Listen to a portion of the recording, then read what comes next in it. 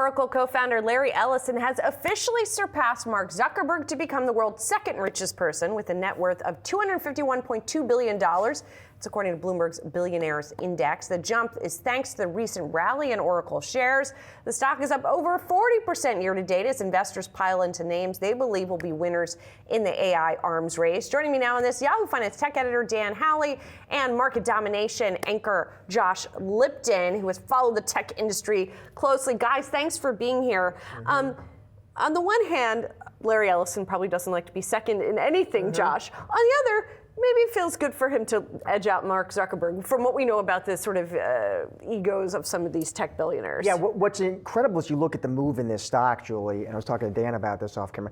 Remarkable move in this stock, and analysts are still pretty bullish on this one. And you'll hear bulls talk about, yes, they'll acknowledge at this point a premium valuation, but some of them will stick with it because they do believe, in their words, you've hit this sort of pivotal moment in the evolution of Oracle as a hyperscaler, as a big cloud giant. And I was actually talking to Patrick Moorhead about this. You know, you both know Patrick. Yeah. And I was just curious, to ask Patrick, when you think about this landscape, what are Larry and software's advantages? And Patrick said, I would put it at 3, he said. I would say you could have an Oracle cloud in the public cloud, but also as a private cloud, meaning a cloud computing environment that's just for you. You get, he said, a full complete stack of software. And he says, let's not overthink this. It just comes down to customer choice. Like customers would prefer to have more than 3. And then I asked Patrick, okay, so if you're an investor though, and you're in this for the long haul, it's 3-5 years out, what would be the risks you should think about? And Patrick said, as always, if you were in it for 5 years, you're already wondering what the next leg of growth is. But then he said, and interesting to get Dan's point of view on this, he also said Larry and software don't have their own chips, and how that shakes out over time as a potential cost disadvantages as Larry and software go head to head with the Amazon and the Microsofts and the Googles. Right. I mean, was there talk about that at some point, Oracle?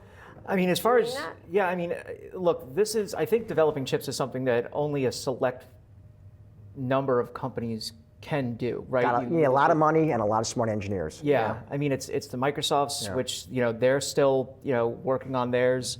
Amazon, they've been using theirs for a while. Google's been using it for quite some time, their TPUs.